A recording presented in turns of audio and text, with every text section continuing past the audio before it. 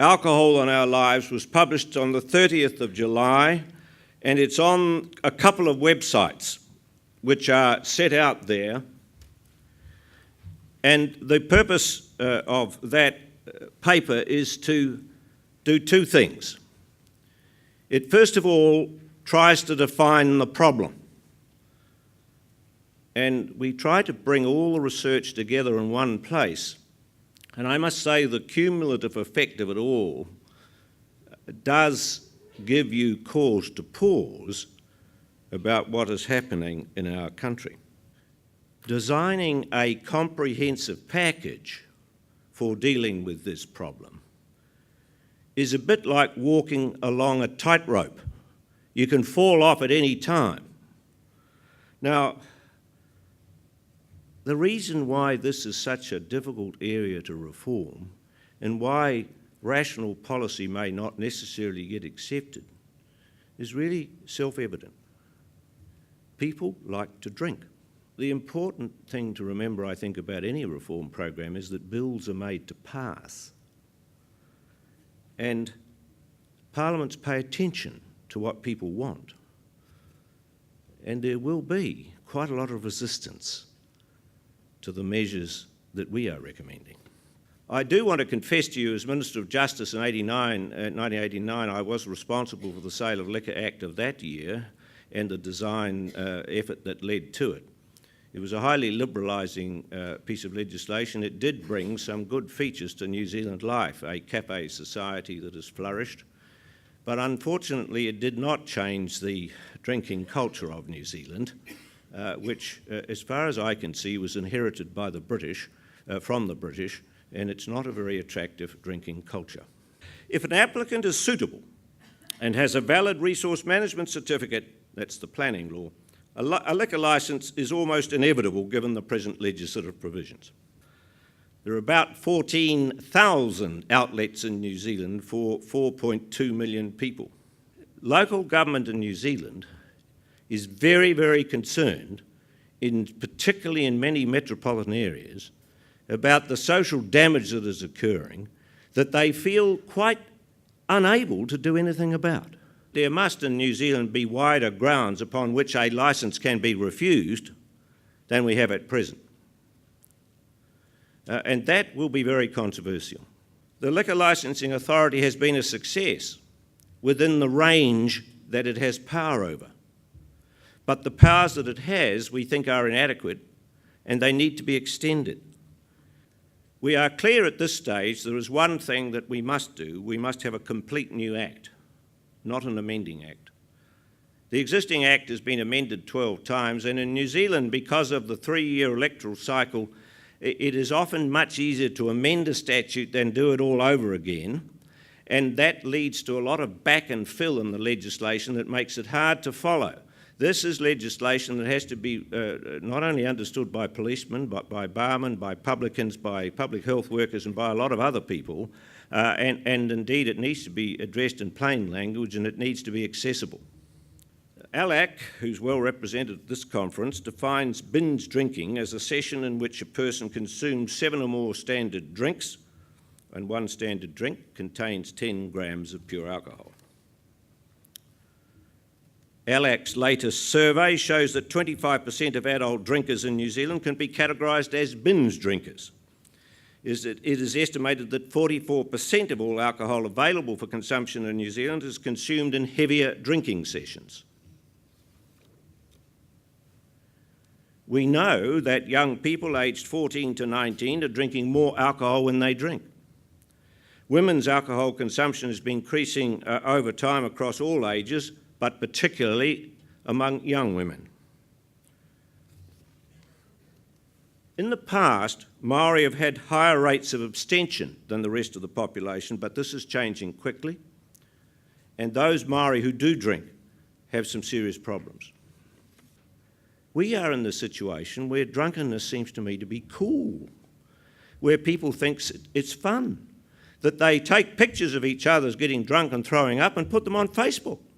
Now, unless you can change by peer group pressure the need to say it is not cool to be drunk. I come to the question of hours. We are saying that the hours need to be restricted, that it would be a good idea if off licences were restricted from 8 a.m. to 10 p.m. and then closed, so that you couldn't go back in the middle of the night and then drive away. On licences, we suggest should close at 2 a.m, extending to 4 a.m. on a one-way door policy. We've got 24-hour drinking in parts of Auckland now and in places like Queenstown. I might say that our team of 8 working on this in the New Zealand Law Commission has been out on 17 occasions with the police in 17 locations, on multiple occasions in fact, with the police all over New Zealand, and we don't start those exercises until about 11 o'clock at night, and by 2 in the morning, it's not a pleasant sight. Alcohol crime and antisocial behaviour has been one of the big themes of our research. Of all the recorded criminal offending in 2007 and 8 in New Zealand, at least 31% was committed by those who'd consumed alcohol beforehand, and we know that's a very conservative number. Over 20,000 violent offences were committed by an offender who'd consumed alcohol prior to the offence. Young males under 25 are most likely to be apprehended for these offences. The New Zealand Police have said to us, and said this publicly, look, they say, alcohol is the biggest problem we have. There is evidence to suggest that most patrons entering clubs and bars late at night and early in the morning have consumed alcohol purchased from off-licence before going, preloading, a big phenomenon in our nighttime culture. The supermarkets in New Zealand, of course, sell beer and they sell wine, and they compete very vigorously and they discount aggressively. And the result of this is very cheap products. The question of irresponsible promotions, all you can drink for $30, or ladies free tonight, or half price for the next 2 hours, it seems to us that irresponsible promotions have to be caught by the Sale of Liquor Act, and they have to be dealt with by the Liquor Licensing Authority, and indeed it seems to me they need the ability to flexibly act in that area as practice changes. One of the most remarkable things about this liquor industry is how it morphs and changes and develops to something new in front of your very eyes in a year or two. New Zealand, the age is 18. There have been repeated attempts to change that, to increase it. It was put to 18 in 1999. At the same time, beer went into supermarkets. So we are saying, look, the age needs to be increased. Our current proposal is on licences 20, at least on licences 18, off licences 20. Now that split age has secured quite a lot of support since we announced it. It is something in the nature of a compromise. It's very hard to put this particular genie back into the bottle. The district court judges said, look, when we've got repeat drunk drivers and we want to send them somewhere, there's nowhere to send them. 30 years ago they were saying we need detoxification centres, we haven't got them. Residential care has gone away now. You know how all this community-based stuff swept through everywhere, and we did all that, it was cheaper. Well, we are really doing a very bad job on treatment, and our report says that. You could, by having specific objectives, do much better.